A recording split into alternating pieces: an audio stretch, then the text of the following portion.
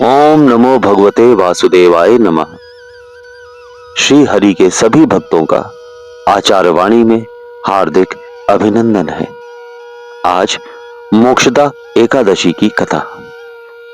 युधिष्ठिर बोले, हे श्री कृष्ण, हे देव देवेश्वर, मार्गशीर्ष मास के शुक्ल पक्ष में कौन सी एकादशी होती है एवं उसकी क्या विधि है तथा उसमें किस देवता का पूजन किया जाता है।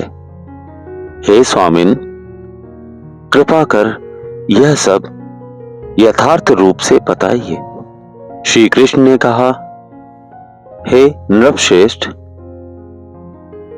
मार्गशीर्ष मास के शुक्ल पक्ष की एकादशी का वर्णन करूंगा, जिसके श्रवण मात्र से वाजपेयी यज्ञ का फल मिलता है।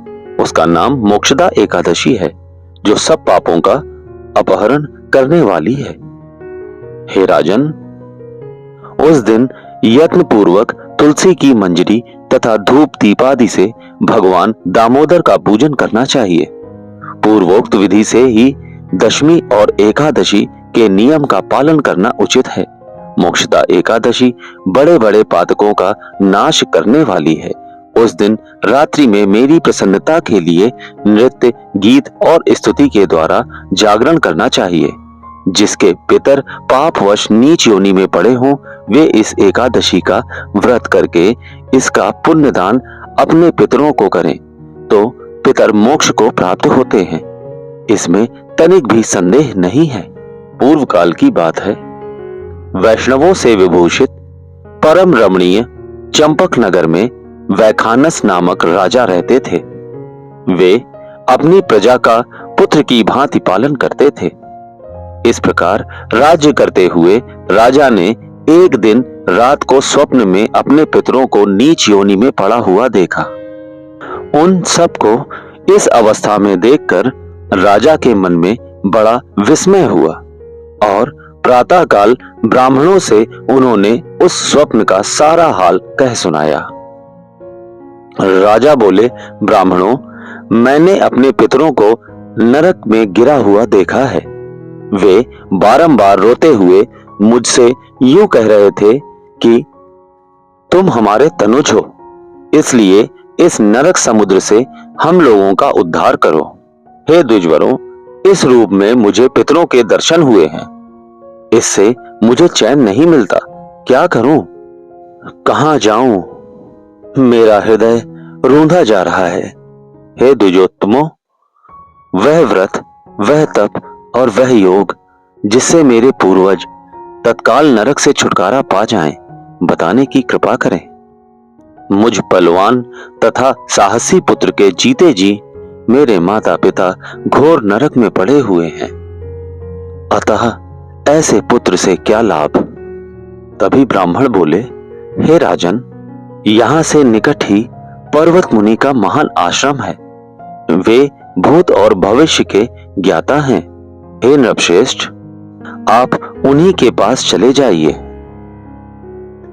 ब्राह्मणों की बात सुनकर महाराज वैखानस शीघ्र ही पर्वत मुनि के आश्रम पर गए और वहां उन मुनि श्रेष्ठ को देखकर उन्होंने दंडवत प्रणाम करके मुनि के चरणों का स्पर्श किया। मुनि ने भी राजा से राज्य के 7 अंगों की कुशलता पूछी। तभी राजा बोले, हे स्वामिन, आपकी कृपा से मेरे राज्य के 7 अंग सकुशल हैं, किंतु मैंने स्वप्न में देखा है कि मेरे पितर नरक में पड़े हैं। अतः बताइए कि किस पुण्य के प्रभाव से उनका वहां से छुटकारा होगा। राजा की यह बात सुनकर मुनि श्रेष्ठ पर्वत एक मुहूर्त तक ध्यानस्थ रहे। इसके बाद वे राजा से बोले, हे महाराज, मार्गशीर्ष के शुक्ल पक्ष में जो मोक्षदा नाम की एकादशी होती है, तुम सब लोग उसका व्रत करो और उसका पुण्य पितरों को दे डालो।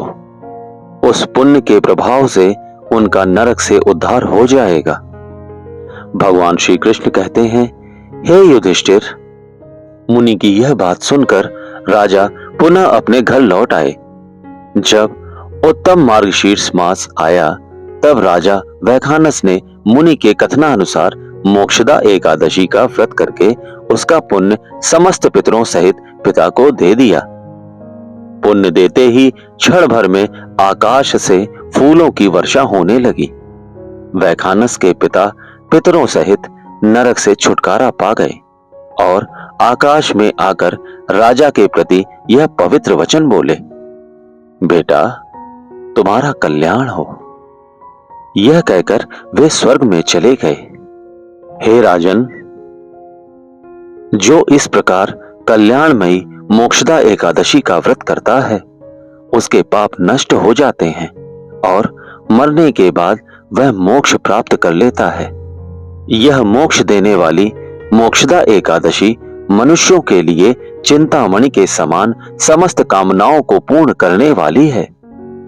इस महात्म्य के पढ़ने और सुनने से वाजपेय यज्ञ का फल मिलता है। सभी पापों का नाश करने वाली, पितरों को मोक्ष देने वाली मोक्षदा एकादशी माता की जय। मोक्षदा एकादशी की यह कथा सभी भक्तों तक अवश्य पहुंचाएं। धन्यवाद।